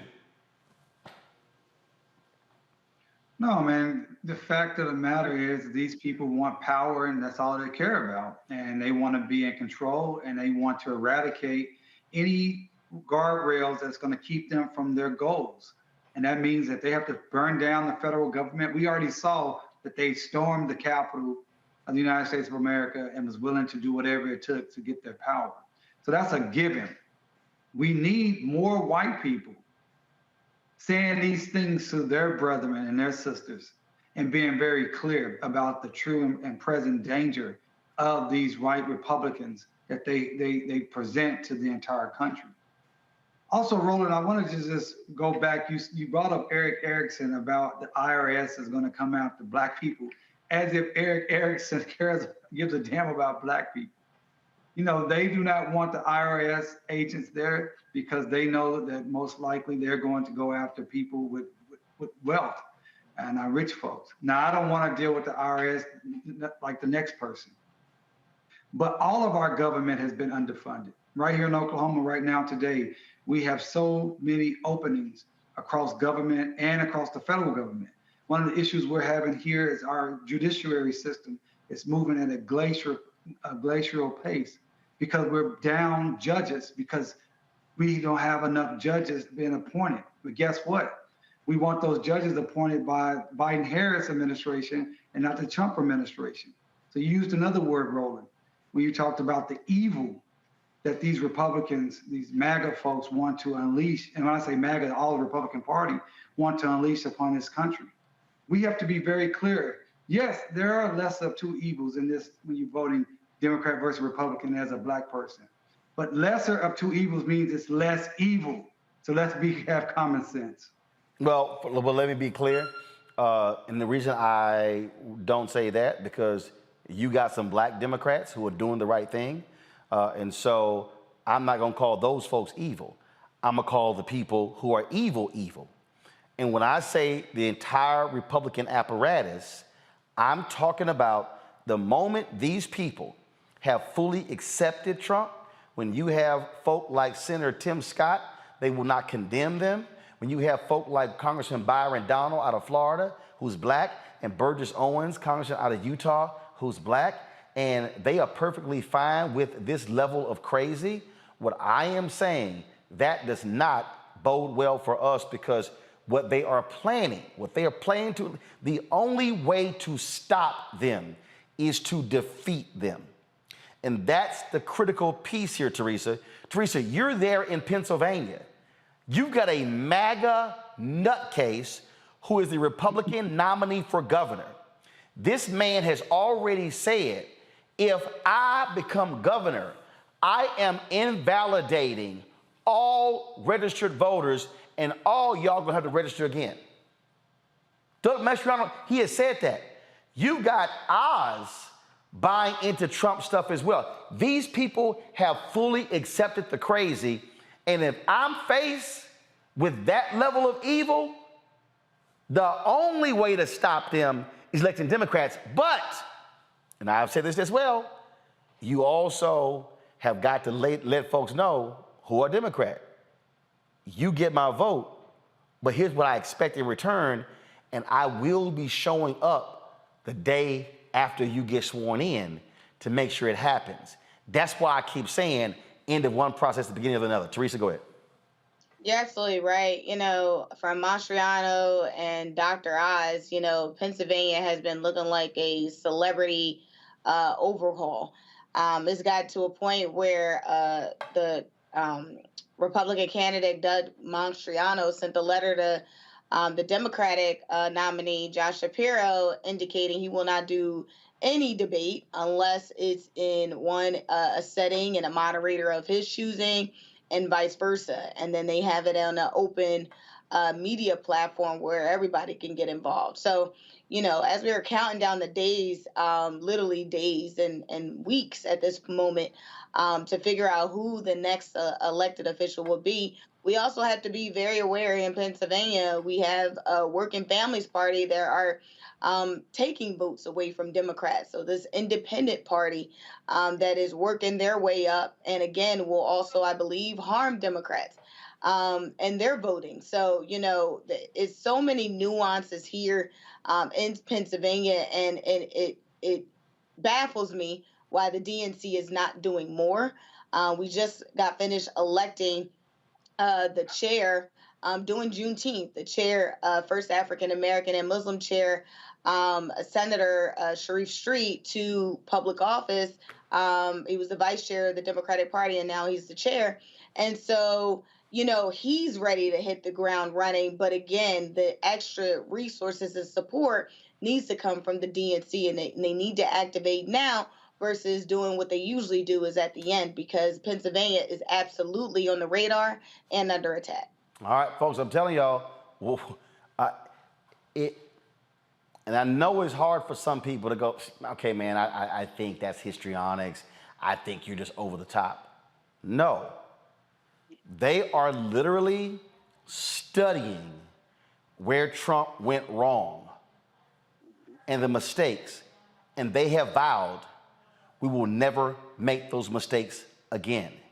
They are forcing people to sign loyalty oaths to carry out this crazed agenda. These people are sick and demented, and trust me, they are not out for the best interest of black people. Period. These yahoos in Arizona, they are absolutely nuts. And they have nominated for governor, secretary of state, attorney general, all the races, MAGA nutcases. Ain't that many of us in Arizona, but every damn one of us should be voting in Arizona to keep those fools out. The secretary of state, he's had some racist, anti-Semitic, all kind of stuff on one of his pages. I mean, that's what you're dealing with. And I'm telling you, you can play games all you want to, but these people are sick, and they damn sure don't care about any of us. Can I go to a break? We come back, we'll have, of course, Black and Missing, and we'll show you some of the sights and sounds from Cynthia Entertainer's golf tournament in Los Angeles. I was there yesterday, and we'll have in our marketplace segment our guest, a group of black women. They lead a company where they have have merchandising and apparel that's all about black folks and our culture. That's next on Roland Martin Unfiltered, right here on the Black Star Network.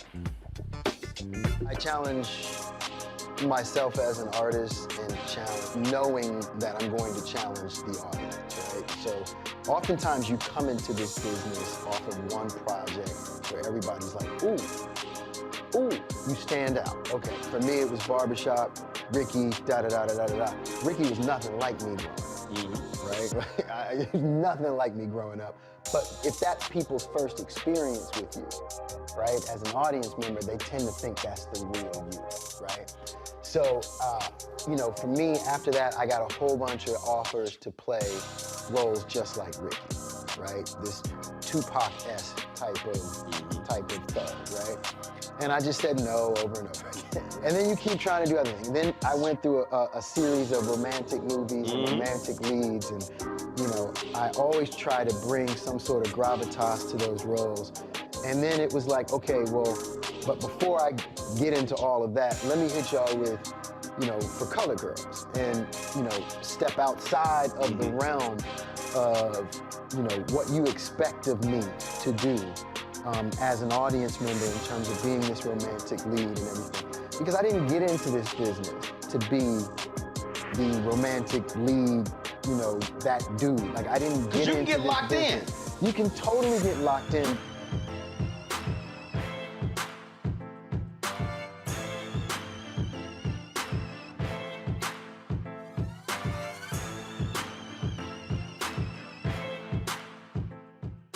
When we invest in ourselves, we all shine. Together, we are Black beyond measure. On the next Get Wealthy with me, Deborah Owens, America's Wealth Coach, you see the headlines. All frightening, right? Interest rates are going up. The recession is on the way. The stock market is up and down. But you know what they say, scared money don't make money. That's why I'm excited on our next Get Wealthy to have a conversation with someone who has written a new book, Fearless Finances, and she's going to share exactly what you need to do to secure your bag regardless of the ups and downs of the economy or the stock market. Oftentimes you can start with as little as $5. That's right here, only on Get Wealthy on Black Star Network.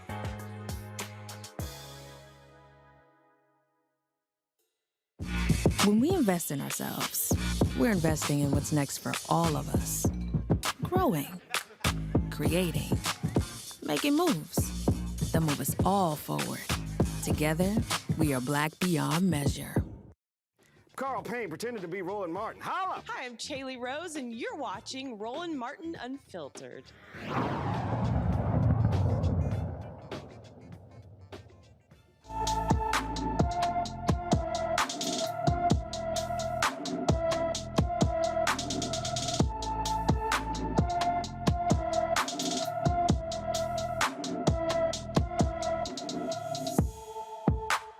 72-year-old Eddie Joe Taylor has been missing since August 4th. Eddie is 5 feet, 5 inches tall, weighs 155 pounds, with gray hair and brown eyes. He was last seen driving a dark gray 2013 Hyundai Elantra GT in San Diego, California. Eddie may be in a state of confusion and may have taken a wrong turn while attempting to drive back to his residence. Anyone with information about Eddie Joe Taylor should call the San Diego, California Sheriff's Office at 858-565-5200, 858-565-5200.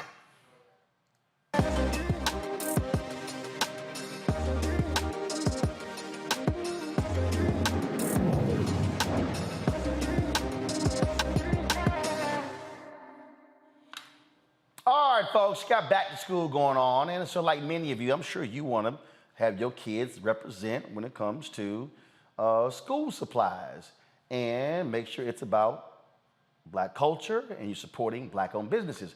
Well, a group of sisters, they were trying to buy school supplies, and they were like, damn, we couldn't find none. So they decided to create a company called Melanated Minds, folks. They join us right now. These supplies include backpacks, books, notebooks, flashcards that positively reflect our culture and Melanated Magic. Joining us right now is the co-founder, Tangela Steele from Port St. Lucie, Florida. Glad to have you on the show. How you doing? I'm fine. Thank you for having us. All right, so y'all was sitting here looking for some school supplies, and y'all like, man, we don't see nothing Black. We didn't see anything Black. And this was a few years ago in 2016. My daughter was starting kindergarten, and I couldn't find anything for her, anything that represented her. And so I got on the phone, called my best friend, and I came up with the idea. It's like, you know what? We should come up with something that represents us, something that our kids can relate to, something that they would have and go to school and rock that represents Black culture and Black pride. And we sat on the idea for a few years, but in 2019, we decided to jump all the way in and get going. And it has been an experience, I must say. It's great to see now that there is something out there that represents our kids, something that they can relate to. And it's even better now that I have another daughter who is in first grade now, but here she is rocking the backpack, and she can say, my mom made this, and this little girl looks like me, and I'm rocking it because I'm representing the culture. Wow. So you started in 2016, and so here are, this is like one of the backpacks right here, and so this is pretty cool. It says, I want to be, I'm gonna go to camera 7 right here, y'all, so come to camera 7. So it says here, I want to be a, check the box, a chemist, an entrepreneur, a programmer, or anything that I want. And then this backpack here says, educated queen. So how many different of these types of backpacks do y'all have? So we have a few. Those are two of our products. We also have an educated king and an educated queen. We have cultural backpacks. We have pretty much sold out of most of our cultural bags. for this season. We do have some more of our Haitian bags left, and there are a few Jamaican and African American bags on Amazon. We also have our I Can Be bag is what you showed, and we have our our male superhero, which has the African knot to represent education and strength and intelligence as well.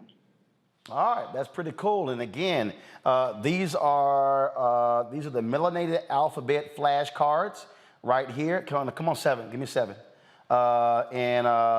Of course, got Zora Neale Hurston right here. Just go to shot right there. That's pretty cool. Then we have, let's see here. Again, melanated numbers flashcards here. 20 peanuts. George Washington Carver discovered more than 300 uses for the peanuts. And some of the flashcards here. And these, like some of the binders here. First, they still use binders? Those are notebooks. They still use notebooks?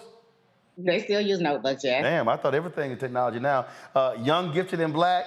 And then same thing, I want to be a chemist, entrepreneur, programmer, anything that I want.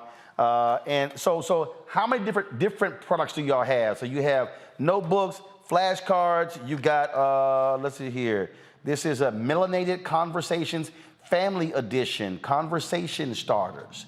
So how many different products do y'all have?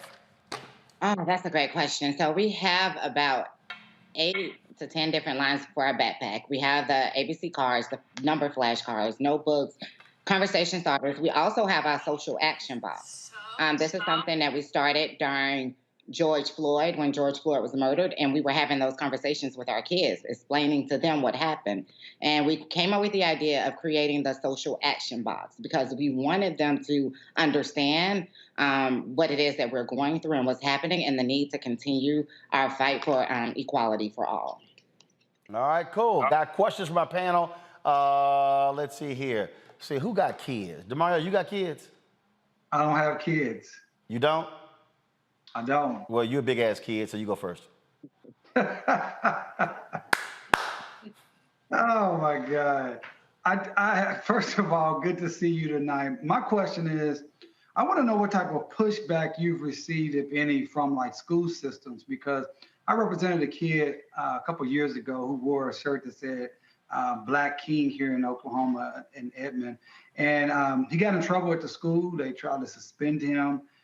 They made a big deal about it. And there was another case in Ardmore, Oklahoma, where they said the kids they had a Black Lives Matter shirt on, and they said they were being discriminatory towards the white kids. So I want to know, have you experienced or heard any of that type of reaction from your products? And if so, what are you doing about it? That's interesting. I have not heard any of our clients or any of our buyers, our kids going through that. I will say the pushback that we have received is on our advertisement. Whenever we do online ads, we have received comments that say we're being racist. What about the whites? You can't leave us out. We're discriminating. Those are the pushbacks that we have received. Fortunately, it hasn't touched any of our babies. They haven't experienced that part of it. All right. Teresa.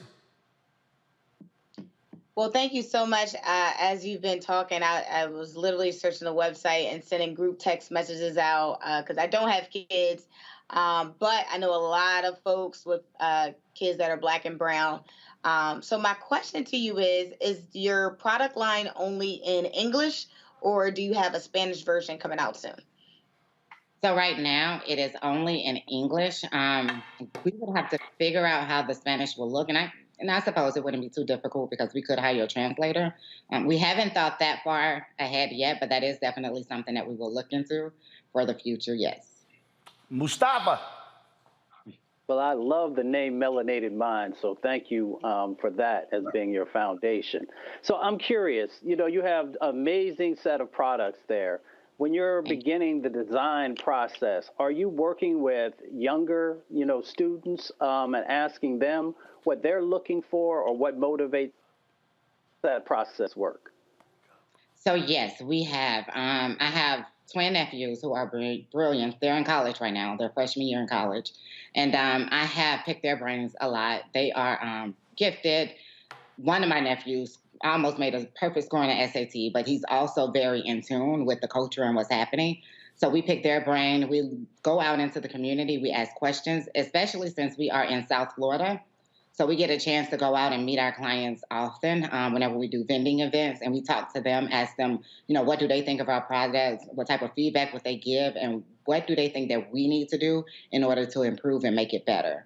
We, even with our graphic designers who we work with a variety of designers in age range, because we want to be able to target across groups. Because now something that we've noticed is that we've appealed a lot to elementary and some middle schoolers. So now we're looking into expanding out more to high schoolers.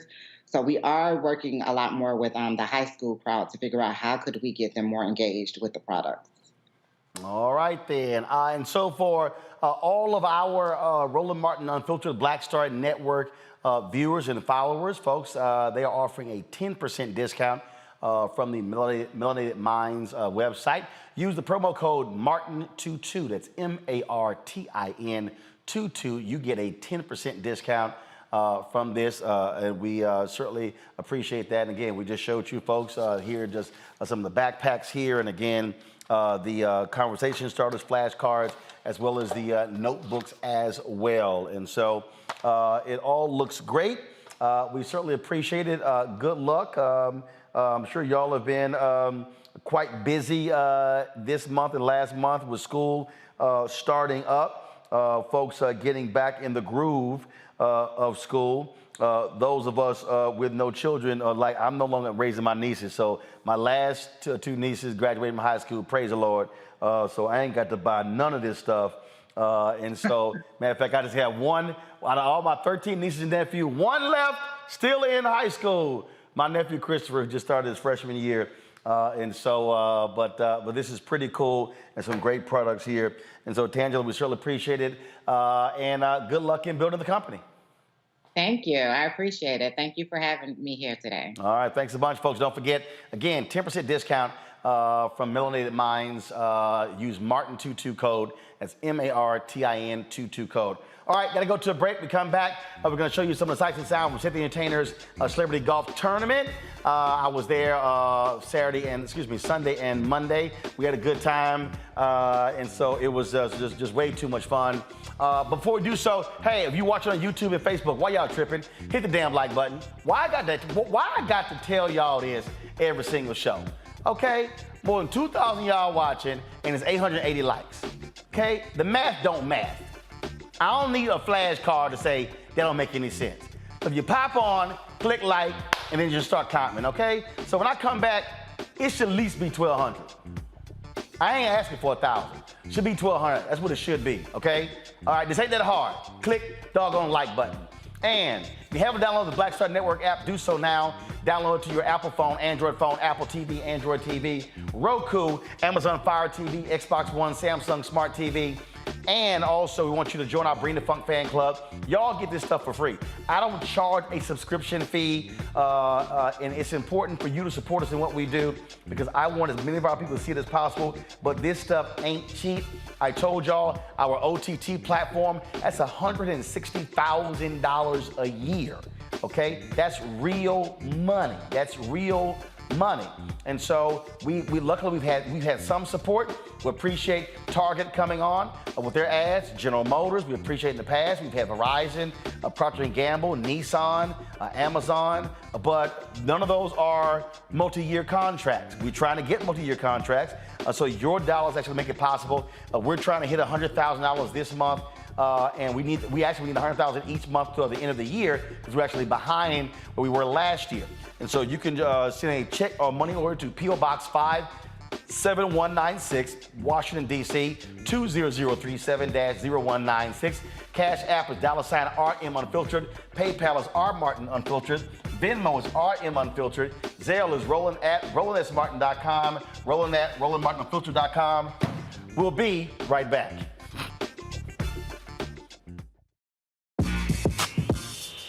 When we invest in ourselves, our glow, our vision, our vibe, we all shine. Together, we are black beyond measure. Hatred on the streets, a horrific scene, a white nationalist rally that descended into deadly violence. white people are losing their damn minds. As an angry pro-Trump mob storms the U.S. Capitol, we've seen shootings. We're about to see the rise of what I call white minority resistance. We have seen white folks in this country who simply cannot tolerate black folks voting. I think what we're seeing is the inevitable result of violent denial. This is part of American history. Every time that people of color have made progress, whether real or symbolic, there has been what Carol Anderson at Emory University calls white rage as a backlash. This is the rise of the Proud Boys and the Boogaloo Boys. America, there's going to be more of this. Here's all the Proud Boys, guys. This country is getting increasingly racist in its behaviors and its attitudes because of the fear of white people. The fear that they're taking our jobs, they're taking our resources, they're taking our women. This is white fear.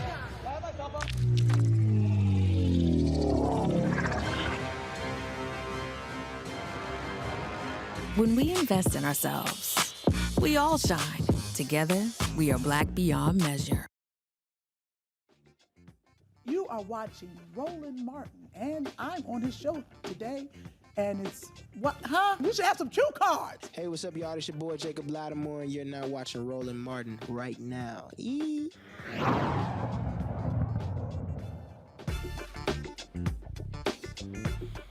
All right, fam. This weekend, Seth the Entertainer had his 9th annual Celebrity Golf Classic benefiting the Cowles Family Foundation. We play Spanish Hills Country Club every Sunday.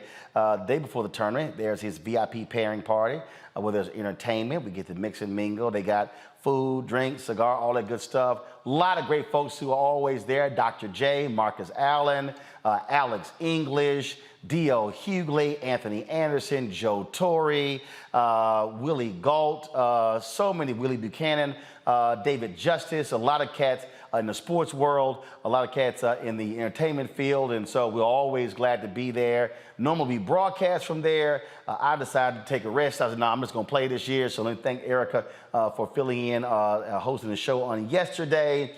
But I did want to show y'all a little something. I'm always shooting video, and so here is a little bit of this weekend. Check this out.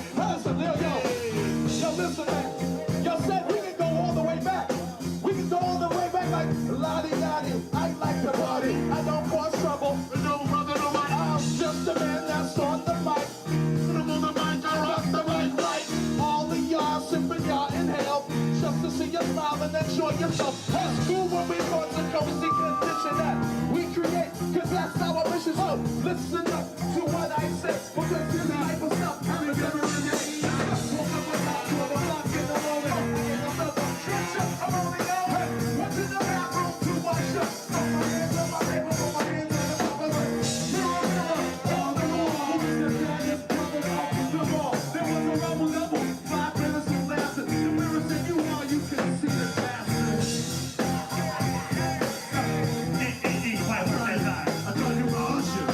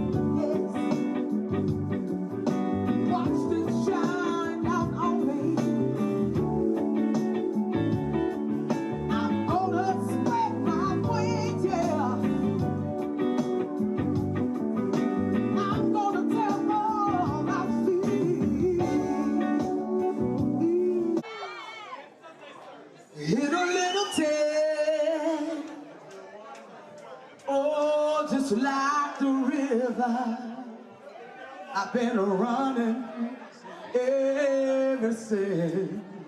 It's been a long time coming, but I know change gon' come. Oh, yes. And yes, it will.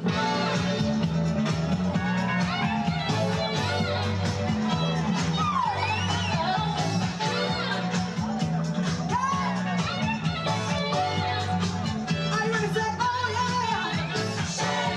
Burning, you keep my whole body burning.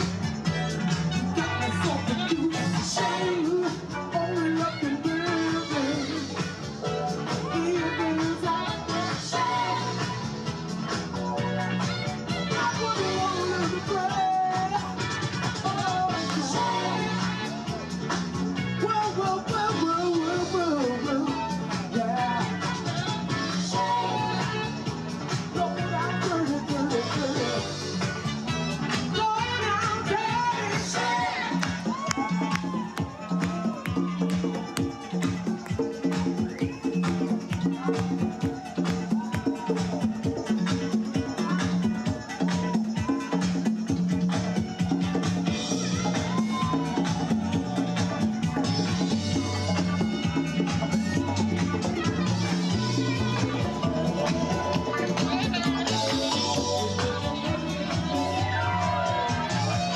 Are you ready to see me get down?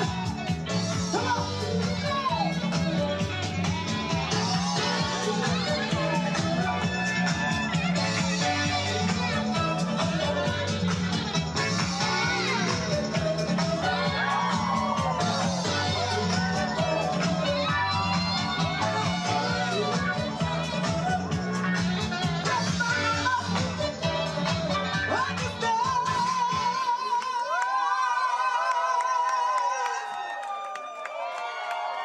I love you.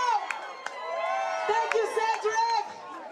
To all of you, God bless you. Stay safe. So we can do this again. God bless you.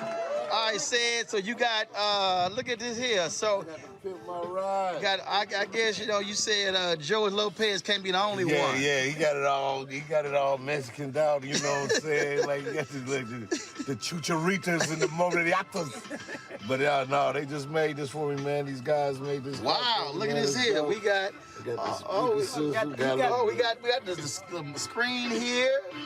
Look at this here. Got a little Barry White going. Oh yeah. Okay. All right. It's not. And not only that, he got the nerve to have some low You see the wheel? You see the wheels? I see the wheels. He got the nerve to have low profile wheels. I see the wheels. Yeah, that's the thing about it right there, man. You know, truly representing for St. Louis, huh? Yeah, I'm put on, man. Skirt, skirt. Hit him with the skirt. Happy birthday, today's your birthday. Happy birthday to you. What rendition song is that? Yeah, that's the one from Chuck E. Cheese. All right. That's a Dave and Buster's. All right, smile. Yeah. Marini, I see you. Got it. Happy birthday to you. There you go. Happy birthday to you. Happy birthday. Happy birthday to you. Happy birthday to you. Y'all, that was good times there. Anthony Anderson was his birthday yesterday, so you know, we felt sorry for that Omega. You know, say it's a Kappa, Anthony's Omega, but they all know Alpha's reign supreme. That's how it is. Mustafa, Teresa, as well as DeMario, it's always a pleasure. Glad to have y'all on the show. Thank you so very much. We had a good time there, folks. We had a great time there, raising money for the Boys and Girls Club there in California, and so that was just it was awesome. Now Saturday, so before that, y'all. So Saturday, I stopped by comedian JB Smooth's house. He had a pool party, and so we had a good time there. That was quite interesting because Olden Polynice, former NBA player. So we go by JB Smooth's house, and then JB has a putting green in his crib, and so Olden made the biggest mistake of actually challenging. See, DeMario, lucky he left. So Olden Polynice, y'all, is a Sigma. He's a Sigma. And Olden sort of made a mistake of trying to challenge me on a putting contest. I beat Olden the first time. Then he said, well, let's do it again. And I said, so you just want a second ass whooping. And so this is what the end result of that second ass whooping to Olden Polynice. Check it out. Where you go, O? You need a drink? You need a drink, O? Need a drink, O? Yeah, Doc, he needs some happy ice. He said you were cheating. Because right now he is not happy after missing that putt. Oh, he had a putt to win it? No, hell no. Hell no, he was already down. He already down. He walked off. He just walked off. Y'all see what alphas do? We just make Sigma just walk away. He just said it's hot. We snatch their heart. I'm hot. Oh, he hot. You can't handle the heat. Oh, he hot. He goes into the sun. He can't handle that heat. It's hot, boss. No, it's ice cold. It's alpha ice cold. The state of Mississippi. It's alpha ice cold. Don't give a damn about your meteorological assessment. It's alpha ice cold. It's alpha ice cold. He got me. Twice. He got his own putter. Got him twice. Yeah. You got him twice. Don't you always see rolling out there wherever he's traveling? He got the golf stick in his hand, man. Wherever he at, I be seeing him. I golf too. But this man be doing it, man. Come on. Okay, I'm gonna get his number. We gonna play next time I come back. I'm better than him. I'm way better than him. We gonna play next time I come back. Hey, you see this here? I had to put my putter in because it's too hot. It's too hot. I gotta cool my putter off. I gotta cool my putter off. I'm still in that one. I gotta cool my putter I'm off. getting everything I deserve right now. And I ain't mad. I'm getting everything I deserve. I love it. If I don't step up and win, I agree. I should be Just remember this right here. Oh, right here. See that? Just remember that. Nah, well, just remember that. Oh, it goes like that. No, it's 06. No, it don't. That Longhorn. See, he thought that was Longhorn. See? He didn't know that was y'all little Sigma side. Your little Sigma side. Oh, he said the little Sigma. He can't handle that 06. All right, y'all. So, last one. So, JB. Now, mind you, this JB's house, y'all. So, we sitting here, and JB wanted some of the action. Did not go well for him. Comedian Finesse Mitchell is doing the camera work while I did that other work. Let's just say I beat JB's ass 11-1 in a putting contest. Every 2 days. Follow you, boy. Oh! That boy went way off on that one, wasn't he? One heat. B. Come on now, what you got?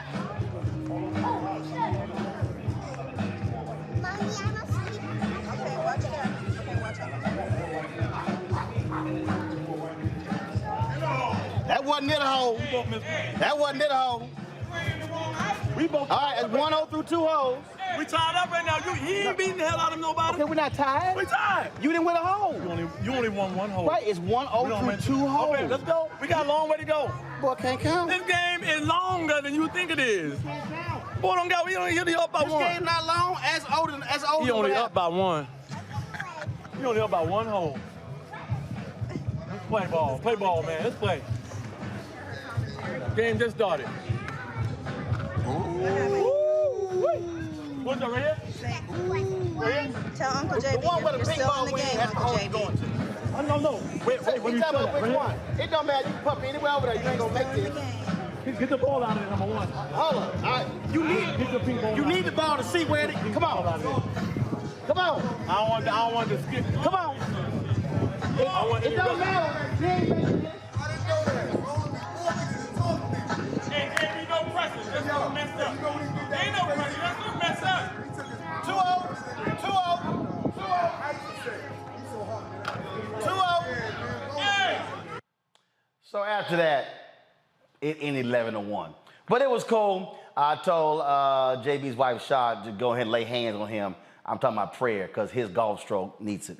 All right, y'all, that's it. I appreciate it. Tomorrow, I'll be broadcasting from Tampa, Florida. I got to give a speech there early Thursday morning, so I'll be in Tampa tomorrow. And then later in the week, I'll actually be going to the Bahamas for the Grand Boulay Convention there. So it's a busy travel week. I appreciate all of y'all watching the show. Don't forget, folks, to support us in what we do. Download the Black Star Network app. Apple phone, Android phone, Apple TV, Android TV, Roku, Amazon Fire TV, Xbox One, Samsung Smart TV. Support our Bring the Funk fan club. Check and money orders. Go to P.O. Box 57196, Washington, D.C. 20037-0196. Cash App, $RM Unfiltered. PayPal is R Martin Unfiltered. Venmo is RM Unfiltered. Zelle is Roland@RolandSMartin.com. Roland@RolandMartinUnfiltered.com. And why should you watch this show? Y'all, you never know who you're going to see on this show. Again, we popped in, so it was JB and Finesse and Olden Polynice, and the weekend it was all kind of different other folks. So we got some other video, and so we'll share some of that stuff later in the week. Nobody does it like we do. Folks, we keep it real, keep it black, and keep it unfiltered. And I appreciate all of y'all for supporting us. And yes, I do, when I go to LA, I do wear my Houston Astros stuff, because I love pissing off all them Dodgers fans who still mad we beat them in the World Series. I told them, get over it. We're going to beat that ass again this year. I'm going to see y'all tomorrow.